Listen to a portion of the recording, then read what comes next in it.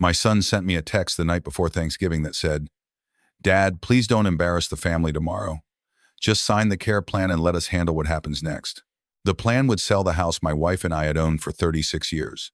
It would move her into the cheapest memory care facility his wife could find and place me in a one-bedroom senior apartment near the interstate.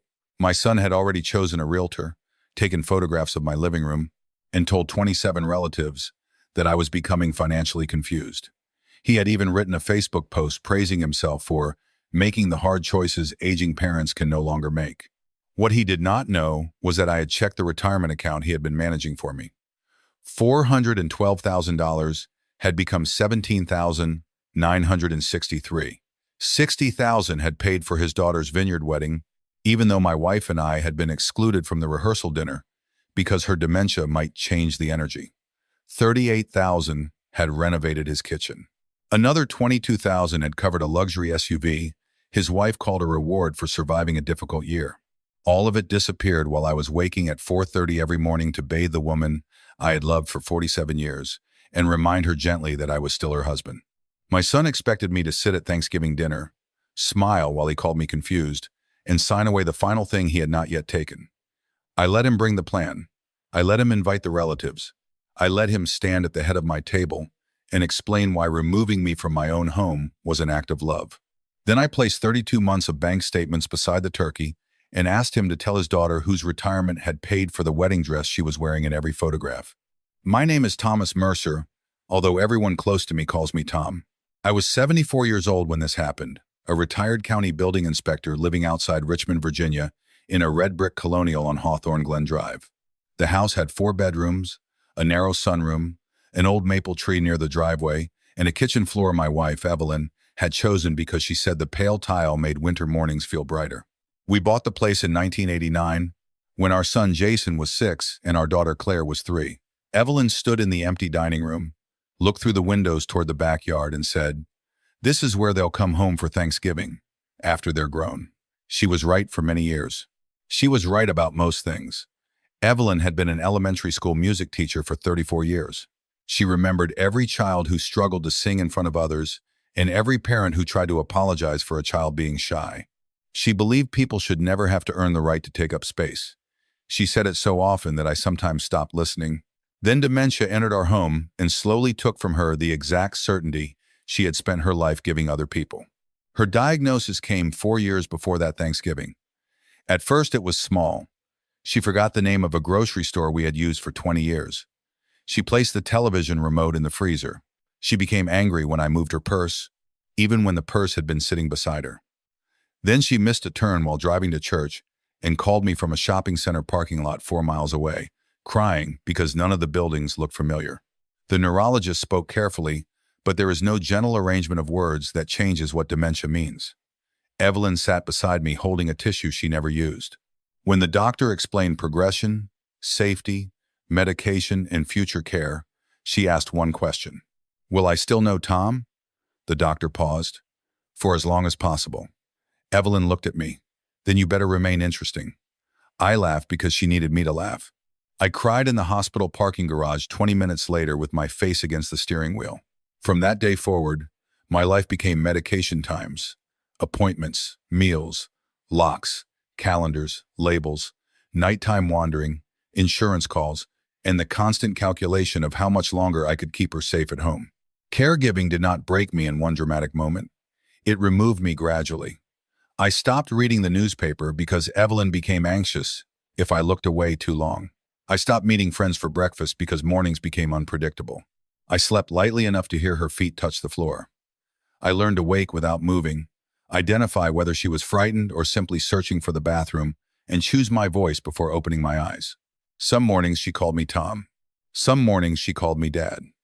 Once she called me Mr. Mercer and asked when her husband would arrive. I answered, "He asked me to stay with you." She smiled politely and said, "That was kind of him." I went into the garage afterward and cried where she could not hear me. We had 2 adult children. Claire lived 20 minutes away with her husband, Ben, and their 2 teenagers. She worked as a high school counselor and possessed Evelyn's ability to notice distress before the distressed person announced it. Ben managed internal risk and payment systems for a regional grocery chain.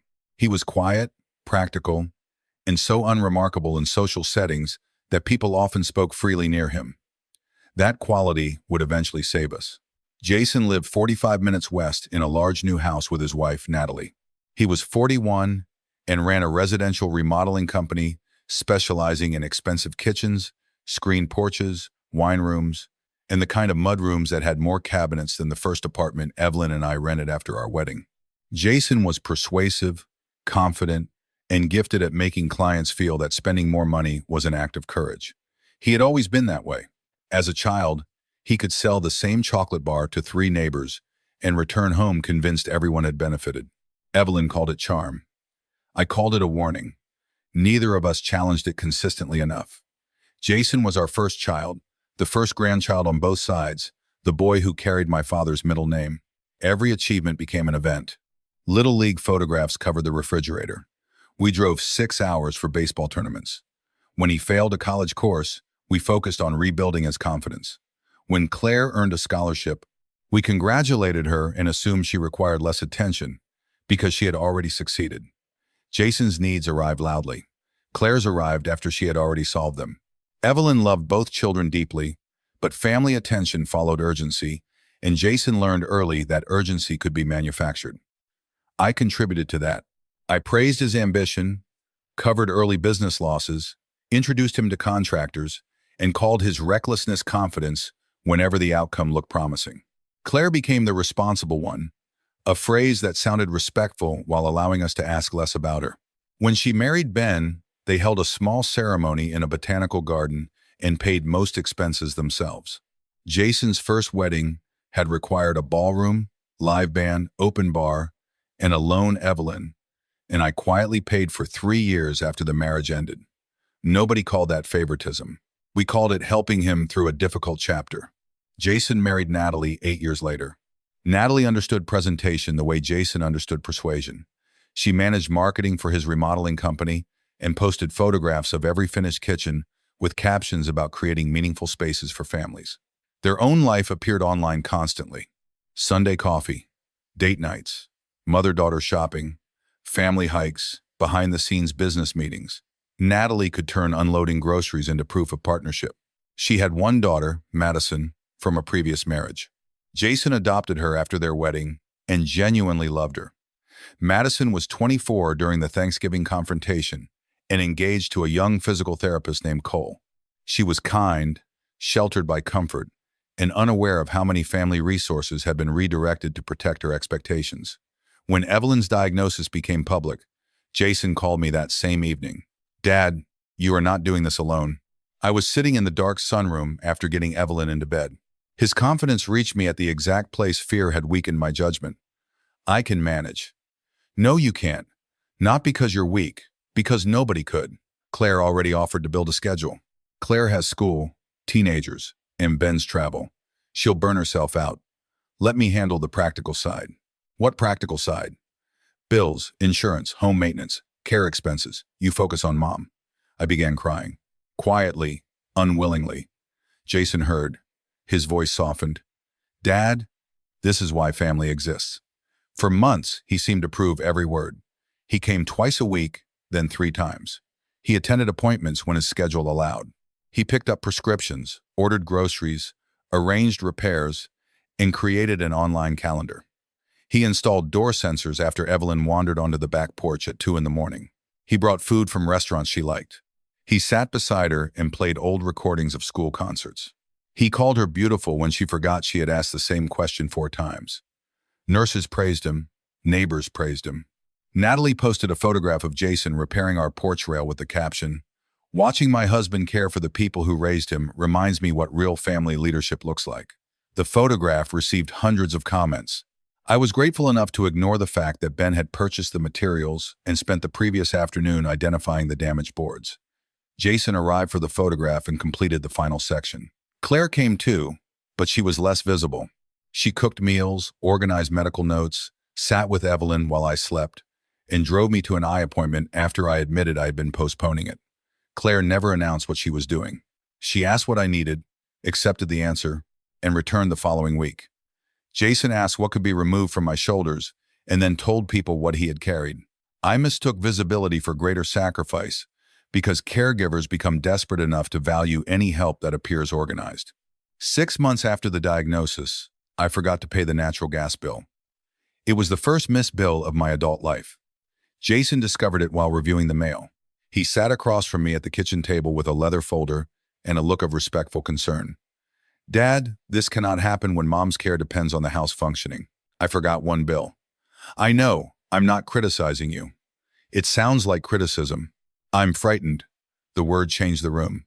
He leaned forward. "If something happens to you, what happens to mom? Every account is under your control. The pension, retirement, savings, home insurance, taxes, her care policy. You're sleeping 4 hours a night. What if you make a mistake larger than the gas bill?" He had found the exact fear living inside me. I worried every night that I would die first or become too sick to care for Evelyn. I had $412,000 in retirement savings, a county pension, our paid-off house, and a small rental duplex I had inherited from my brother. None of it felt like wealth. It felt like the wall protecting my wife from whatever came after I could no longer stand beside her. "What are you suggesting?" I asked. Jason opened the folder. "Let me manage the care account, not own it. Manage it. I can pay bills, monitor expenses, speak with the insurance company, and keep everything organized. Claire can still review if you want." "Why wouldn't Claire review?" "She gets, oh Lord, Mom. She's a counselor." "Exactly. She sees family through feelings. We need business discipline." I should have heard the insult. Instead, I saw a son offering competence. The forms allowed him access to the retirement account, the household account, and Evelyn's small savings account. He also received permission to speak with insurers and vendors. I did not give him ownership. I believe that distinction protected us. I signed at the same kitchen table where Evelyn once helped our children with homework. Jason placed his hand over mine afterward. "You just made the safest decision possible." I slept 6 uninterrupted hours that night for the first time in months. The theft did not begin with one enormous transfer. It began with small expenses that resembled caregiving: a pharmacy payment, grocery delivery, a new mattress for the guest room because overnight helpers needed comfort, a replacement refrigerator because the old one could fail at any moment. The refrigerator went to Jason's house. He told himself it was temporary because ours still worked. Then came management reimbursements, fuel, time, missed business appointments, supplies. Jason did not describe these as payments to himself. He called them care coordination. $3,000 moved into his business account, then $4,200, then $2,800. The amounts changed. The descriptions changed. The justification remained. Dad asked me to handle everything. Natalie's kitchen renovation began the following year. She had posted inspiration photographs for months.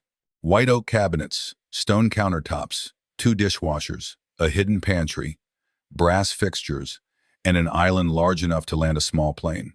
Jason's business could obtain materials at reduced cost, but the project still required cash. $38,000 left my retirement account through transfers labeled home accessibility and family care construction. I did not see the statements because Jason had changed delivery to electronic. When I visited their home, Natalie walked me through the renovation. "Jason wanted us to have one calm place after everything we've been carrying with your mom," she said. I touched the smooth countertop and felt guilty that our crisis had exhausted them. "It's beautiful." "You helped inspire it," she replied. She did not know how literally that was, or perhaps she did, and chose not to ask. Claire noticed inconsistencies before I did. She asked why the household checking account had insufficient funds when she tried to purchase an approved medical chair for Evelyn. Jason said a large insurance premium had cleared. Claire asked for the statement. He told her I had requested financial privacy. She called me. "Dad, did you ask Jason not to share account information with me?" "I don't remember." The pause after my answer frightened both of us. "Do you want me to review the accounts?" "Jason handles them." "That's not what I asked. I was tired." Evelyn had been awake most of the night, asking where her children were. "Claire, please don't create conflict. Your brother is helping." Silence. "Okay," she said. That okay carried hurt I did not have the energy to examine. My exhaustion had become Jason's shield because every question about him felt like another task. Madison's wedding accelerated the theft. She and Cole chose a vineyard outside Charlottesville with guest cottages, a glass reception hall, formal gardens, and a weekend package costing more than Evelyn and I had paid for our first home. Natalie described the celebration as intimate, though the guest list exceeded 200. Jason promised to cover the venue and photography. Cole's parents agreed to pay catering. Madison purchased a designer dress. Evelyn was excited when she understood what was happening, and confused when she did not. On good days, she asked whether she could wear blue. On bad days, she thought Madison was still 14. I assumed we would attend every family event possible. Then Natalie called. "Tom, we need to discuss the rehearsal dinner." "What about it?" "The evening will be long, crowded, and emotionally intense. Evelyn can leave early. That might create a scene." "Her leaving?" "Her confusion. We're trying to protect her dignity." The phrase sounded compassionate. Its meaning was exclusion. "She's Madison's grandmother." "Of course. You'll both attend the ceremony." "And the family dinner?" "Immediate wedding family only." "What are we?" Silence. "Tom, please don't make Madison feel guilty." "Does Madison know?" "She trusts us to organize." "And the photographs?" "We'll take one with you and Evelyn earlier in the day if she's doing well." "If she's doing well?" "You understand." There it was. The phrase people use when they have selected the person expected to carry the disappointment privately. I hung up without agreeing. Jason called 10 minutes later. "Dad, Natalie is crying. Your mother was removed from the rehearsal dinner." "Nobody removed her. We are adapting." "Without asking us." "Because you would say yes from guilt, then Mom would become overwhelmed." "You're protecting us from our own choice?" "I'm protecting Madison's wedding." "From her grandmother." "From unpredictability." I nearly refused the entire wedding. Then Evelyn woke from a nap and asked whether Madison's dress had sleeves. I could not bear to tell her she had become something the family planned around. We attended the ceremony. Evelyn wore blue. She recognized Madison and cried when she walked down the aisle. The photographer placed us in one family photograph near a side garden before the larger group assembled. During the main family picture, a coordinator gently directed me and Evelyn toward the reception entrance. "They're doing wedding party family now." I looked back. Jason, Natalie, Madison, Cole. Owen, no, there was no Owen in this story. Madison's younger half-brother, Tyler Cole's parents, and Natalie's parents stood beneath the vineyard arbor. Immediate family. Evelyn tugged my sleeve. "Where are they going?" "Taking another picture." "Are we in it?" "We already took ours." "Oh," she smiled. "Good." She had forgotten the exclusion before reaching the reception. I did not. 3 weeks later, Natalie posted the main photograph with the caption, "Every person who built us, beside us for the beginning of Madison's forever. Every person." I was at home changing Evelyn's bedding after an accident. I did not know $60,000 from our retirement account had paid the venue, floral deposit, band, and part of the dress. Jason had labeled the transfers family legacy support and care-related family stability. The phrases were meaningless enough to avoid questions from a tired man who was not receiving statements. Madison knew her parents were paying. She did not know the money came from her grandparents' care fund. Ben discovered the pattern by accident. 11 months after the wedding, Claire invited everyone to Sunday dinner. Evelyn was having a calm day. Jason arrived with wine and stories. Natalie wore a new watch. Madison and Cole showed photographs from their honeymoon. The grandchildren moved through the hallway. For several hours, the room looked like the family Evelyn and I believed we had built. During dessert, Ben passed me his phone beneath the table. The message read, "Dad, check the retirement account now. Don't react. Tell them you feel tired and let me drive you home." I looked at him. His expression did not move. I opened the banking application. The balance showed $17,963. I refreshed the screen. Same number. I checked the account name. Mine. I checked the date. Current. 412,000 had existed when Jason received access. My hands became cold. Across the table, Jason was explaining how difficult it had been to manage the wedding while helping with his mother. Natalie touched his arm proudly. Madison said, "Dad made everything happen." Evelyn smiled. "He was always good at helping." I placed one hand over my chest. "I'm feeling lightheaded." Claire stood immediately. "Dad? Probably tired. We should get you checked." Jason looked concerned. Not frightened. Concerned. "Dad, your blood pressure was high last week." He knew because he attended one appointment and repeated the information publicly for a month. Ben helped me outside. Claire said she would keep Evelyn overnight. Jason offered to come. I refused. Just tired. He placed his hand on my shoulder. You need to take care of yourself. Mom depends on you. The man who had emptied her safety account spoke like my health was the threat. Ben drove to a 24-hour diner near his office. Claire arrived 15 minutes later after Natalie agreed to remain with Evelyn. We sat in a back booth beneath fluorescent lights while a waitress refilled coffee none of us drank. Ben placed a thick folder on the table. I have reviewed everything 3 times, he said. How long? 5 months. You waited 5 months? Claire's eyes filled. I made him wait. Why? Because accusing Jason without complete proof would split the family, and because I knew you would defend him if any question remained. She was right. How did you find it? Ben explained that one of his company's payment review tools had flagged repeated transfers from an elderly customer account into a contractor's business account, then onward to personal vendors. He recognized my name. He was not allowed to use internal information casually, so he verified through records Claire already had permission to access for medical reimbursements, old household files, payment emails, and statements requested directly from the bank after I gave verbal authorization that evening. He showed me the transfers. Grocery and pharmacy charges were real, so were withdrawals unrelated to our care. Jason's kitchen, the luxury SUV, Madison's wedding, a beach rental for Natalie's birthday, payments toward business debt, 2 transfers to a separate account Jason labeled family management, checks written from Evelyn's personal savings account. Her account had contained $46,000 accumulated from teaching stipends, gifts from her mother, and money she kept quietly for emergencies. $812 remained. Does Natalie know? I asked. Claire looked down. We don't know. Madison? Probably not. How much can be recovered? Ben's answer came carefully. Recent transfers may be reversible. Some vendors may refund deposits that never became final purchases. Much of it is spent. The diner noise continued around us. Plates, conversation, a child crying near the entrance. I stared at the account timeline and thought about every morning I had cut Evelyn's pills, washed her hair, and calculated whether I could afford excellent memory care if home care stopped being safe. I thought about standing beneath the vineyard arbor, outside the main photograph, while money intended for her safety paid for the celebration. There's more, Claire said. I looked at her. Jason has been telling relatives you're confused. I am tired. He says you're forgetting bills, signing things without understanding, becoming emotionally unstable, and refusing necessary care recommendations. Why? Ben opened another section. Screenshots from family messages, emails, notes from an aunt who had become concerned enough to tell Claire. Jason had been discussing a care transition.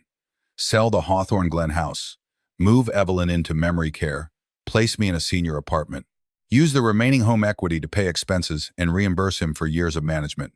He described himself as the only adult willing to make difficult decisions. Claire was labeled emotionally compromised and too attached to Dad's independence. He wants the house, I said. He wants control of the sale, Ben replied. The proposed plan pays his company for renovation before listing, gives Natalie staging fees, and allows him to manage the remaining proceeds. Has he shown anyone? Aunt Linda, Uncle Mark, Natalie's parents. He plans to present it at Thanksgiving. In my house? He told everyone Thanksgiving would be the right time because Mom's condition makes ordinary holidays uncertain. Claire began crying. Dad, I'm so sorry. Why are you apologizing? Because I let you believe Jason was carrying more. I got tired of fighting to be included. I looked at my daughter, the responsible child, the child we had taught to wait while Jason's needs filled the room. No, I am sorry. Dad, I made him the child who could arrive loudly, and you the child who would understand. Then I repeated it while your mother was sick. You were exhausted. That explains it. It does not repair it. She reached across the table and held my hand. Ben said, what do you want to do? The first answer inside me was confront him immediately. Drive to his house, stand in the new kitchen our money had purchased, call him every name grief could find. But anger would not restore Evelyn's safety. Protect your mother first, I said. Before he knows we found anything. Ben nodded. Good. Can we do that without turning our lives into a courtroom? Yes. The bank can remove access immediately. We can redirect the pension, freeze the remaining funds, change correspondence, and document what happened. We can arrange care through accounts Jason cannot touch. And the house? It is yours. Then it stays mine until I decide otherwise. Good. What about your brother? Claire asked. I looked at the statements. He gets one opportunity to tell the truth at Thanksgiving, not to earn forgiveness, to show the family who he is without my protection. Over the next 10 days, we moved quietly. I removed Jason's authority from every account. I changed passwords, correspondence addresses, insurance contacts, and pharmacy permissions. Ben helped create a care account requiring 2 approvals for large withdrawals. Claire became the primary contact. We found a small memory care residence called Willow Garden, 10 minutes from her house. It had 12 residents, a secure courtyard, private rooms, and staff who spoke to Evelyn like an adult even when she could not answer. I had visited larger facilities before and feared losing her in a hallway that smelled like disinfectant. Willow Garden felt like a home where safety had been designed rather than advertised. The cost remained significant, but the duplex I had inherited could cover most of it if sold. Jason had never known the property's full value because he dismissed it as an old building in a working-class neighborhood. Ben discovered the surrounding block had recently been rezoned, and the duplex was worth almost 3 times what I believed. I did not celebrate. I felt relief. Evelyn would be protected despite the theft. That was enough. We arranged a gradual transition beginning after Thanksgiving. I would move into a smaller, accessible house near Claire, once Hawthorne Glen sold on my timing, not Jason's. Until then, the house remained ours. The bank recovered one recent transfer and froze another payment to Jason's company. Roughly $29,000 returned. The rest existed as countertops, wedding photographs, vehicle payments, vacations, and debts already covered. I accepted quickly that justice would not rebuild every dollar. It only needed to stop the next one from disappearing. Jason continued visiting. He brought groceries, adjusted pillows, asked about my health. One afternoon, he sat in the sunroom while Evelyn listened to music. Dad, we need to discuss Thanksgiving. What about it? I invited the family. Given Mom's condition, it may be the last holiday everyone recognizes the house. He said the sentence gently. You invited people to my home without asking? You would have said yes. The logic of every theft. What do you want to discuss? Care planning. You need support. The house is too much. Mom needs professional care. You're probably right. He looked relieved. I knew you'd understand once you were arrested. Bring whatever you think the family should see. Really? Everything. He smiled and squeezed my shoulder. You're making the right decision. I'm paying very close attention now. He heard agreement. Thanksgiving morning arrived cold and bright. The maple tree had lost most of its leaves. Claire came early to help with Evelyn. Ben brought folding chairs and remained quiet.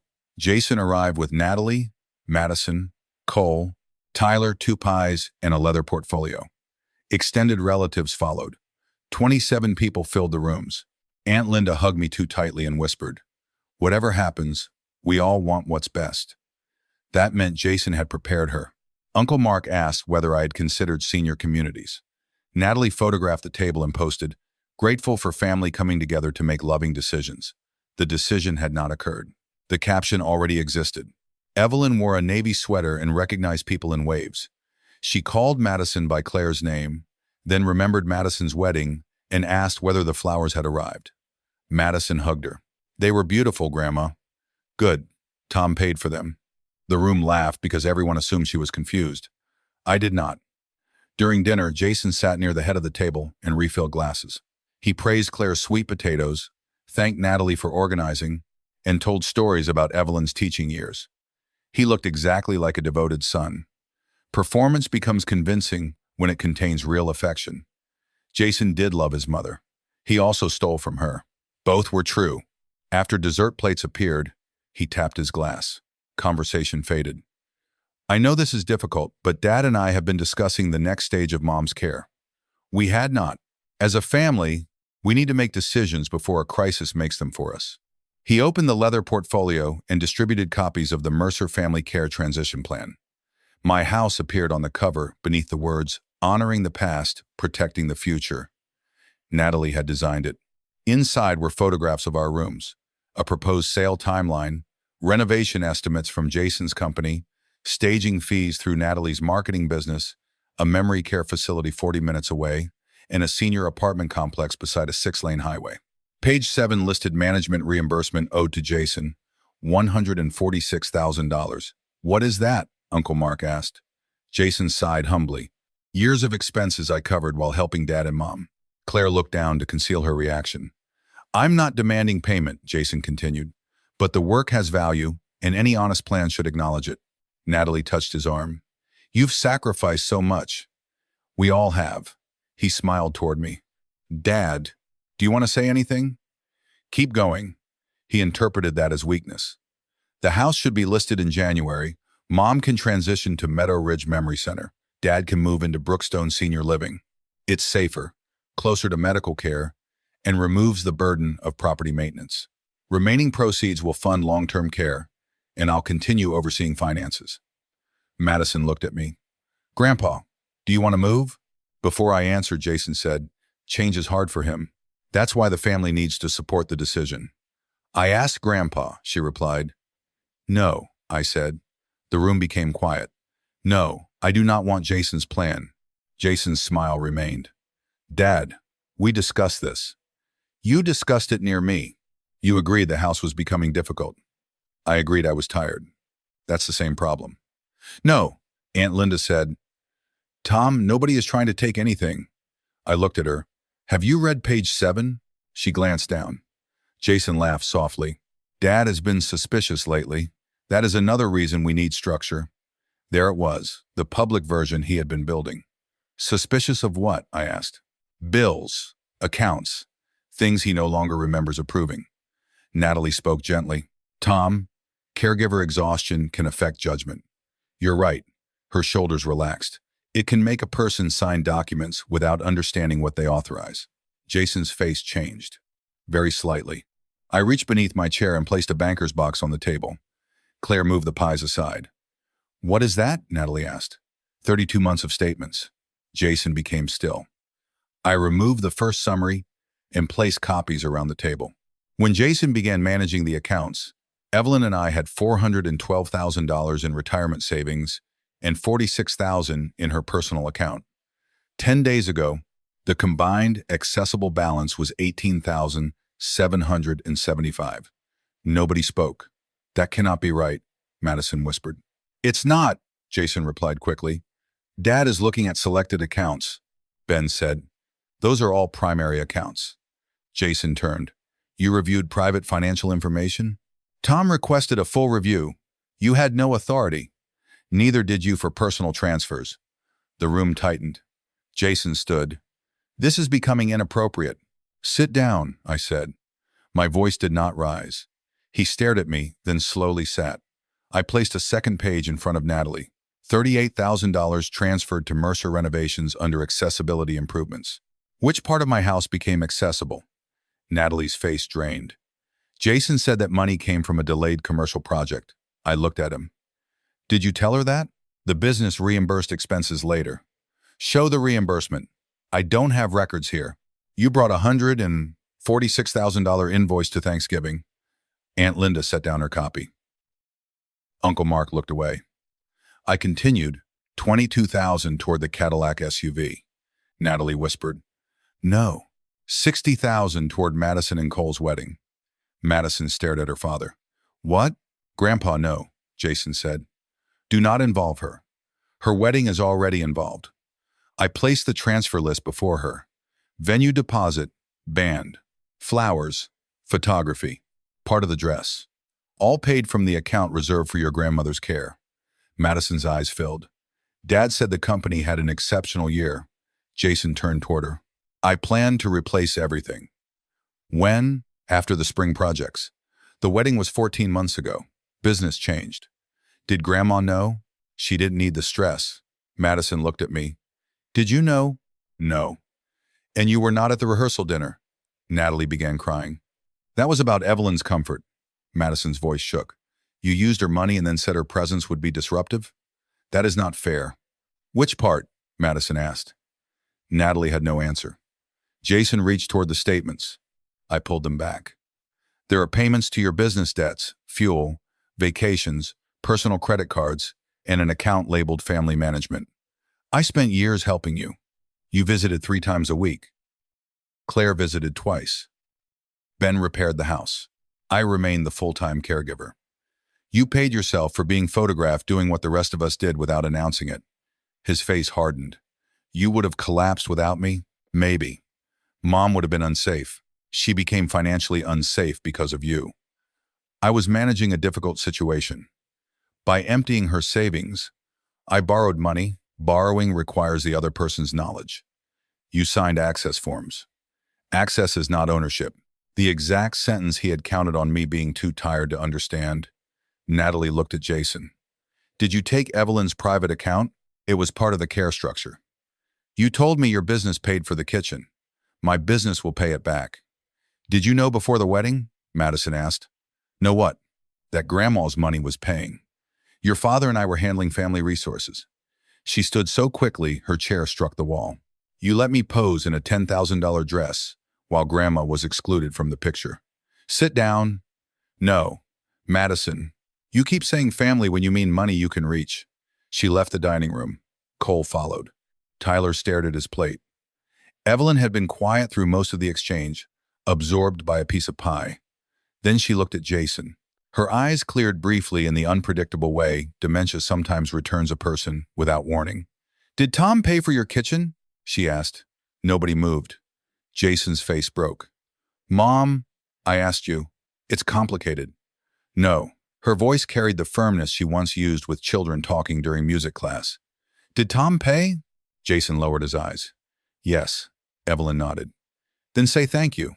A few relatives began crying. She turned toward me. Why is everyone upset? The clarity disappeared as quickly as it arrived. I took her hand. We're discussing money. On Thanksgiving? Bad timing. She smiled. You always hated talking about money. Still do. Jason wiped his face. Dad, what do you want? You ask that as though there is a number that ends this. There should be a solution. There is. I placed my own one-page care plan on the table. Your access to every account ended 10 days ago. The remaining funds are protected. The bank recovered $29,000. The Hawthorne Glen house is not being listed. Your company will not renovate it. Natalie will not stage it. You will not manage the sale. You can't manage everything alone. I am not. I look toward Claire and Ben. Evelyn will transition gradually to Willow Garden, a small memory care home near Claire. I will visit every day. The rental duplex will be sold to fund most of her care. When I decide to leave this house, I will choose where I live and how the property is sold. Jason stared. The duplex? You dismissed it as a worthless old building. Ben said, it is worth enough to protect Evelyn's care. Natalie's eyes moved toward Jason. He had not known. And the remaining estate? Jason asked. The question escaped before shame could stop it. Several relatives looked at him. I almost felt sorry for him.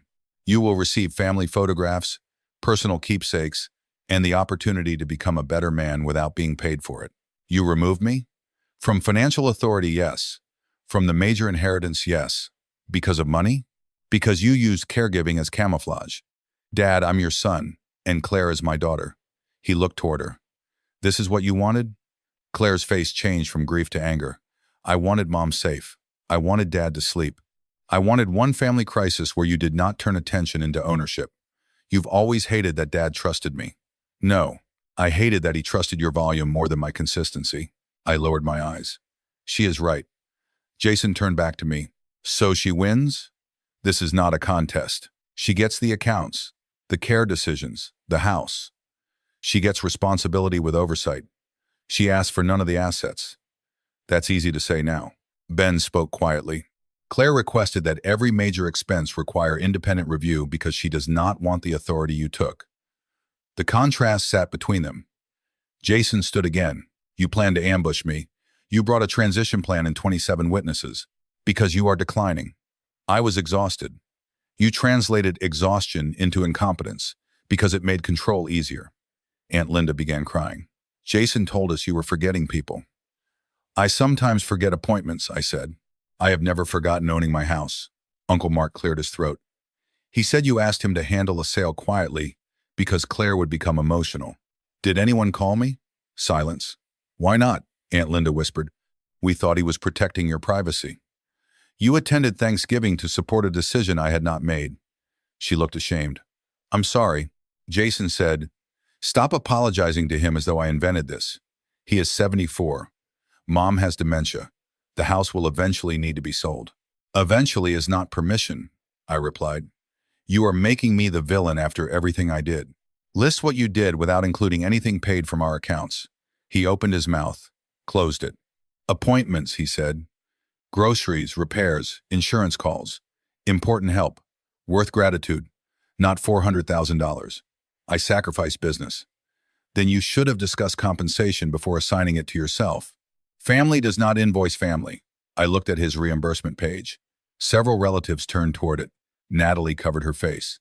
The hypocrisy was almost too clean. Jason saw it. His shoulders dropped. I thought I could put it back. When? When the company grew. You used our future to protect the image of yours. I never wanted Mom harmed. You spent the fund designed to prevent harm. I love her. Love without restraint can still become dangerous. He looked toward Evelyn. She was humming softly while tracing the flower pattern on her plate. Does she know? He asked. Sometimes. His face collapsed. I don't want her to know. That is not yours to control. She'll hate me. She may never understand. That is not mercy you earned. He covered his mouth. For the first time, his fear was not financial.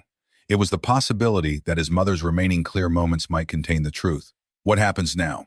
Natalie asked. You return what you reasonably can. Sell the SUV if necessary. Refinance your kitchen if possible. Establish written repayment without calling it access to us. Whether money returns or not, Jason has no financial role. And family? She asked. No contact for 6 months, except written updates regarding repayment or medical emergencies. No visits to Evelyn without Claire or me approving. No social media posts about our care. No relatives carrying messages. After 6 months, I will decide whether a personal relationship is safe. Jason looked stunned. You're cutting off your own son while Mom is dying? Your mother is living. You know what I mean? Yes, you are using her illness to make my boundary sound cruel. You used it to obtain access.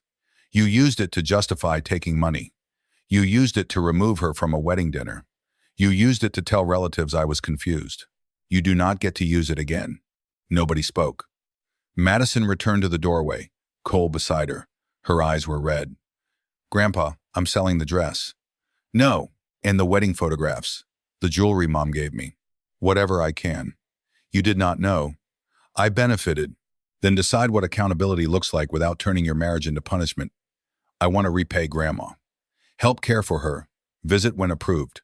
Sit with her when she asks the same question 12 times. Learn who she was before you knew her as confused. Money is not the only thing missing. She nodded. Can I hug her? Ask her. Madison knelt beside Evelyn. Grandma, may I hug you? Evelyn studied her face. Are you getting married? I already did. Was it beautiful? Madison began crying. Yes. Then why are you sad? Because someone I love paid too much. Evelyn touched her cheek. Weddings do that. A few people laughed through tears. Madison hugged her carefully. Jason stood near the table, isolated despite 27 relatives surrounding him. Dad, he said, please don't make me leave like this. How should you leave? Let me stay. We can talk privately. You had months to talk privately while you were planning this presentation. I don't want our last Thanksgiving in this house to be this. It is not the last Thanksgiving unless I decide it is. You know what I mean. I am finished knowing what everyone means while ignoring what they do. Natalie gathered her purse. Jason looked toward her. Are you leaving? Yes. With me? I don't know. She turned toward me. Tom. I knew Jason was receiving reimbursements. I believe they were approved. I knew the kitchen money came through his company, but I did not ask enough questions because I wanted the kitchen. I knew Evelyn was removed from the rehearsal dinner, and I supported it because I wanted the photographs calm. I am sorry. Specific. No excuse disguises context. Thank you. Jason stared. You're siding with them. I'm admitting what I did. You didn't take the money. I spent it. She left with Tyler. Jason remained. Then Claire stood. It's time. You're throwing me out of Dad's house? Dad asked you to leave. He looked at me. Is that what you want? My son had asked the question only after every other exit disappeared. Yes. Do you still love me? The room softened. Mine did not. Yes. His eyes filled. Then how can you do this? Because love is the reason I should have stopped you earlier. He nodded once, grabbed his coat, and walked toward the foyer. Evelyn looked up. Jason, are you leaving? He stopped. His back faced us. Yes, Mom. Did you eat enough? His shoulders shook. Yes. Take pie. Claire closed her eyes. Jason turned around. Evelyn smiled at him with complete warmth. Dementia had protected the image of her son, even as the rest of us watched it collapse. He approached the table, but did not touch her. I love you, Mom. I know. She returned to humming. Jason left without pie. The front door closed. Nobody felt victorious. Justice inside a family rarely feels like winning. It feels like removing a damaged beam from a house you once believed could never fall. Necessary. Frightening. Sad even when correct. Relatives left gradually. Some apologized. Some avoided me. Aunt Linda offered to help clean. I declined. Uncle Mark said he should have called. Yes, I replied. He looked hurt by the lack of reassurance. Accountability often begins when the injured person stops helping everyone feel good about recognizing the injury late. Madison and Cole stayed. They washed dishes while Claire helped Evelyn prepare for bed. Ben folded chairs. The house became quiet. At 10, I sat in the sunroom with Claire. I'm sorry, I said. You already apologized. Not enough. Dad, don't make me comfort you for finally seeing me. The sentence struck accurately. Okay, I love you. I love you too. And I am angry.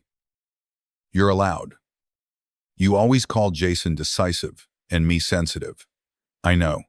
He used decisiveness to take control. I used sensitivity to notice Mom was disappearing. I know. I don't need an inheritance to prove you understand. I know. Good.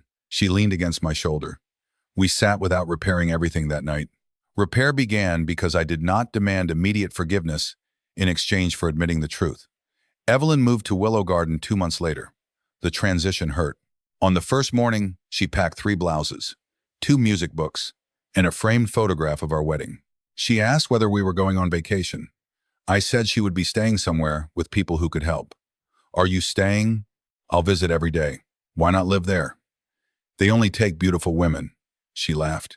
Humor was the bridge I used when honesty became too heavy. Her room overlooked the secure garden. We placed her piano keyboard beneath the window. Madison brought photographs from Evelyn's teaching years instead of wedding portraits. Claire labeled drawers carefully. Ben installed a familiar lamp. I visited every morning at 9 and most evenings at 5. Some days Evelyn begged to go home. Some days she believed Willow Garden was the school where she worked. Some days she introduced me as her brother. The care was excellent, which did not make leaving her there painless. Safety and grief can occupy the same room. The duplex sold for enough to cover several years of care. I moved from Hawthorne Glen into a smaller ranch house, 12 minutes away. I chose the house myself. Claire attended viewings only after I asked. Jason did not know the address for almost a year. Selling the family home hurt more than I expected. Evelyn's pencil marks remained inside a pantry door where we recorded our children's heights. I removed the wood trim carefully and installed it in the new house. Jason's marks stood above Claire's until age 13, when she passed him. I stared at their names and wondered how 2 children raised under the same roof had learned such different meanings of family. Then I remembered they had not been raised in the same emotional house. Jason had been taught that attention followed potential, and mistakes could be refinanced by affection. Claire had been taught that love looked like being easy to disappoint. We had built the difference together. Jason and Natalie separated 4 months after Thanksgiving. The kitchen remained beautiful. The marriage did not. Natalie sold the SUV, returned several pieces of jewelry, and transferred $12,000 toward restitution. She did not ask for forgiveness. She wrote, I chose not to examine where comfort came from because examination might require giving it up. I replied, thank you for telling the truth. Madison sold the designer dress to a consignment company and donated the money to Willow Garden's music program. I initially objected. She said, this isn't repayment. It's me deciding what I want the dress to mean now. I accepted. She began visiting Evelyn every other Saturday. At first, She arrived with activities and expectations. Evelyn refused everything. Madison learned to sit quietly. She brushed her grandmother's hair, played old recordings, and listened to repeated stories without correcting dates. One afternoon, she stayed for 3 hours while Evelyn slept because she had promised not to leave before lunch. That was family labor nobody photographed. Jason sent letters during the 6-month no-contact period. The first explained cash flow problems. I returned it unopened. The second apologized for letting financial boundaries become unclear. I did not respond. The third arrived after 3 months. I knew the money was not mine. I called it management because theft was a word I could not attach to myself. Every transfer felt temporary when I made it. Then the kitchen existed, the car existed, the wedding existed, and returning the money would have required admitting those things were built from Mom's fear. I kept taking because each new withdrawal made the previous ones harder to confess. He wrote that he had told relatives I was confused because the story protected him if I discovered the accounts. I was not only taking money, I was preparing everyone not to believe you. That sentence mattered because it named the deepest betrayal. I am sorry I used your exhaustion as evidence you were incompetent when your exhaustion came from doing the work I was pretending to share. No request followed. I kept the letter. I did not answer until the 6 months ended. We met at a public diner. Jason looked older, thinner, and less polished. "How's Mom?" he asked before discussing himself. "Some days peaceful, some days frightened. Does she ask about me?" "Yes," his face tightened. "What do you say? That you're working on becoming safe. Does she understand?" "Sometimes she understands the tone." He nodded. "Can I see her?" "Supervised." "By Claire?" "Yes." He looked embarrassed. "She hates me. She does not trust you." "Same thing." "No. Hate wants your pain. Distrust wants distance." He absorbed that. "Will you ever trust me?" "Financially, no." His eyes filled. "Never?" "Never. Even if I repay everything?" "Repayment cannot recreate the version of me who signed those forms believing his son had come home to carry something heavy." He looked down. "Do you want repayment?" "Yes, within what is realistic. Not because it purchases access. Because returning what you took is separate from whether I want a relationship." "And the house?" "Sold." His head lifted. "You sold Hawthorne Glen?" "Yes." "Without telling me." "It was mine." He flinched at the mirror of his own logic. "Where are you living?" "That information will come later." "Do you think I'd take something?" "I think you once believed access created permission. I no longer test whether you still believe it using my safety." "Fair." "Stop calling it fair as though agreement shortens the boundary." He almost smiled. "Claire said the same thing. She's smart." "She always was." We drank coffee. He did not ask about inheritance. That was the first meeting. He visited Evelyn 2 weeks later with Claire present. He entered Willow Garden carrying no flowers, gifts, or camera. Evelyn looked at him and smiled. "My boy." He knelt beside her. "Hi, Mom. Did you finish your homework?" "Not yet." She touched his hair. "You always waited until Sunday night." He cried. Claire remained near the door. Jason did not ask her to leave. Evelyn began singing a children's song. He sang with her despite forgetting some words. After 20 minutes, she became agitated and accused him of taking her purse. Claire signaled that the visit should end. The old Jason would have argued, explained, or insisted on more time. He stood and said, "Okay, Mom, I'll see you another day." In the hallway, he leaned against the wall and covered his face. Claire waited. "She thought I stole her purse," he said. Claire looked at him. "You stole her savings." He nodded. "I know. I'm not saying it to hurt you. I know. Can you come again knowing she may remember you warmly or accuse you?" "Yes." "Then ask next week." That was the beginning of his relationship with her. Not forgiveness completed. He returned. Sometimes Evelyn adored him. Sometimes she did not know him. Sometimes she became afraid. He accepted each version without demanding the one that comforted him. Ordinary behavior over time is the only apology dementia can measure. Jason sold his share of the remodeling company to his partner, refinanced the house, and entered a structured repayment plan. Some months he paid more, some less. I did not track his character through the balance.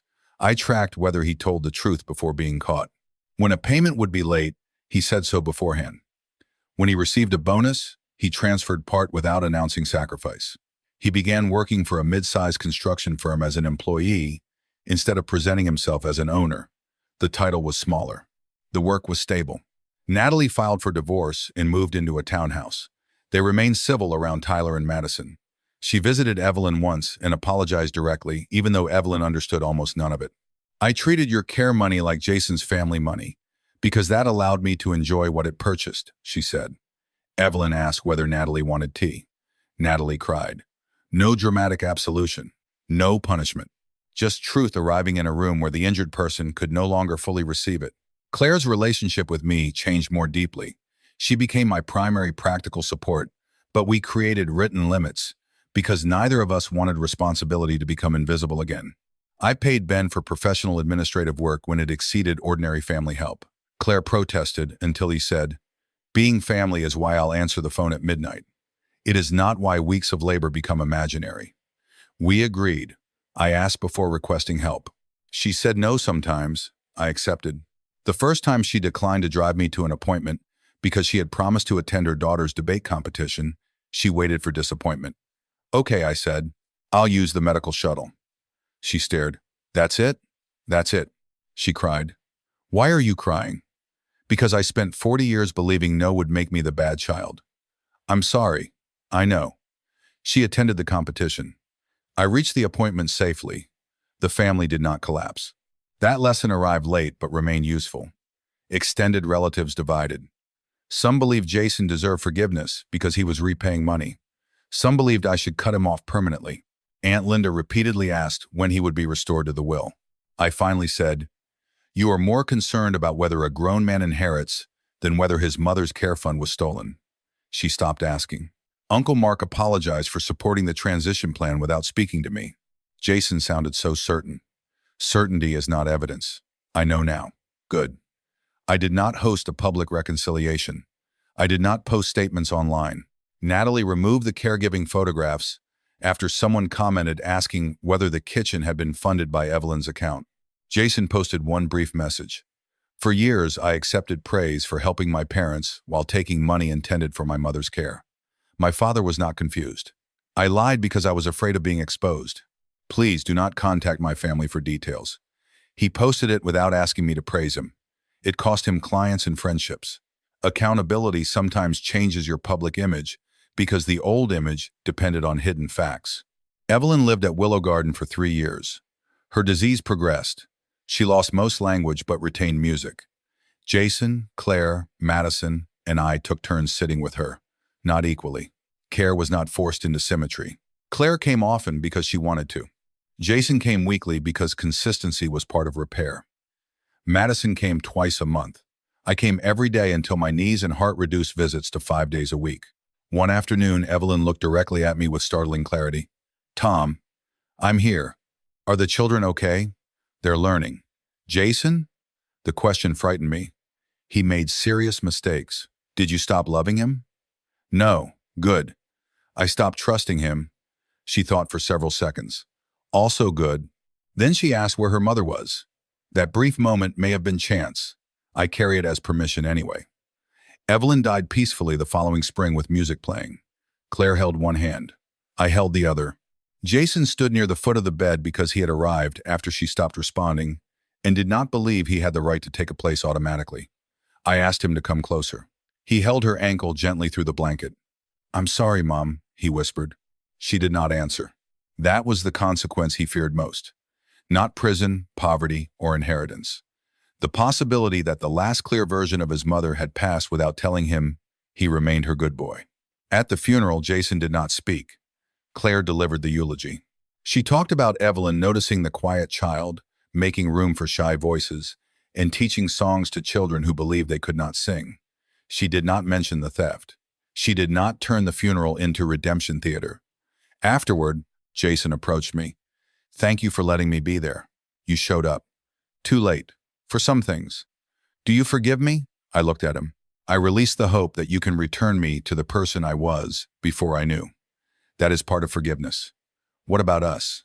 We build from what exists now. Which is a father who loves you, a son who must accept permanent limits, occasional meals, supervised financial distance forever. No inheritance beyond personal objects and a modest gift. No pretending repayment erased anything. He nodded. Can I live with that? That is your decision. Can you? I already am. We did build something. Smaller. Honest. Jason calls every Sunday. Sometimes I answer. Sometimes I send a message that I need quiet. He accepts it. We meet for lunch once a month. He does not ask about accounts, property, or the remaining estate. When he complains about money, he stops and says, "That is mine to solve." The first few times sounded rehearsed. Now it sounds natural. He has repaid less than half of what he took. I may never see the rest. The money matters because it represented Evelyn's safety, but the balance no longer controls my peace. Willow Garden was paid. She was cared for. The duplex and recovered funds built the protection he tried to remove. Justice did not restore every dollar. It protected what remained while it still mattered. Madison and Cole stayed married. They held a small vow renewal dinner on their 5th anniversary at a neighborhood restaurant. 20 people. No vineyard. No designer dress. They paid for it themselves. Before dinner, Madison placed a framed photograph of Evelyn on a side table. Not as decoration, as family. She asked me to sit near her. Not because you're paying, she said. Good. That sounded terrible. Accurate things often do. We laughed. She later told the guests that her original wedding had been partially funded without her knowledge from money intended for her grandmother's care. I cannot change that, she said. I can stop pretending the beautiful photographs tell the entire story. Jason sat quietly. Natalie attended and cried. Nobody asked me to reassure them. My new house is smaller than Hawthorne Glen. 2 bedrooms, 1 level, screen porch, and enough garden for tomatoes I mostly give away. The pantry door height marks hang in the hallway. Evelyn's piano sits near the living room window. I kept 1 dining table leaf because the full table no longer fits. Thanksgiving now usually includes Claire, Ben, their children, Madison and Cole, and sometimes Jason. Invitations are individual. No one assumes. The first Thanksgiving Jason attended after Evelyn's death, he asked where to sit. Anywhere open. He chose a chair near the end. During dinner, Ben asked whether we should take a photograph. My body tightened before my mind understood why. Photographs had once praised Jason's caregiving, framed Madison's wedding without Evelyn, and supported a family story in which my exhaustion became incompetence. Claire noticed. We don't have to. 1 picture, I said. Private. Everyone agreed. We used a timer. Jason moved toward the back. Madison pulled him forward, then looked at me for permission. I nodded. We stood together. Not restored to the original arrangement, not proving equal trust, simply present with the truth known. In the best photograph, Ben was still sitting because the timer started early.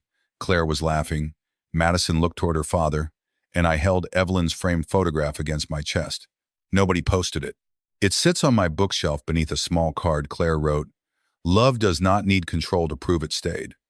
I am 79 now. Caregiving changed me more than retirement, fatherhood, or the 34 years I spent inspecting buildings. In that work, I learned structural failure rarely begins, where collapse becomes visible. Water enters through a small crack. A support is overloaded gradually. Someone covers the stain instead of repairing the leak. The building remains standing long enough that everyone begins calling the damage normal. Then one day, a wall moves, a floor drops, or a beam no longer carries what people assumed it would. Families fail the same way. Jason did not begin by emptying the account. He began by accepting more praise than his effort deserved. I did not begin by surrendering control. I began by treating exhaustion as something shameful I should hide. Claire did not become invisible in one moment. We called her responsible until everyone forgot responsibility requires care too. Natalie did not decide to spend stolen money in one sentence. She avoided questions because the answers threatened comfort. Extended relatives did not conspire to remove me. They accepted certainty without checking whether the quieter person had spoken. Every small crack was covered with a pleasant word. Help, family, leadership, protection, privacy, difficult decisions. By the time the wall moved, we had all been living beside the damage for years. I do not tell this story to warn elderly people never to trust their children. Isolation can be as dangerous as exploitation. I tell it because trust should include visibility. Help should not require blindness. Caregivers need sleep, oversight, professional support, and adults who ask how they are doing and wait for the real answer. Financial access should never become proof of love. A son who becomes angry when you ask to review your own account is not protecting you from stress. A daughter who asks for shared oversight is not being emotional. A relative describing you as confused without asking you direct questions may be preparing the family to ignore your voice. Most importantly, self-worth does not disappear when age, exhaustion, or caregiving makes you dependent on help. Needing assistance does not convert your home, savings, marriage, or future into somebody else's opportunity. I spent years building a wall around Evelyn's safety. Jason did not break through it because he was stronger or smarter. I handed him the gate code because I was tired and afraid. My mistake was not loving my son. My mistake was believing love made oversight insulting. It does not. Healthy love can survive questions, limits, separate accounts, written responsibilities, and the word no. The love that cannot survive those things is usually benefiting from confusion. People still ask whether I should have removed Jason from my life forever.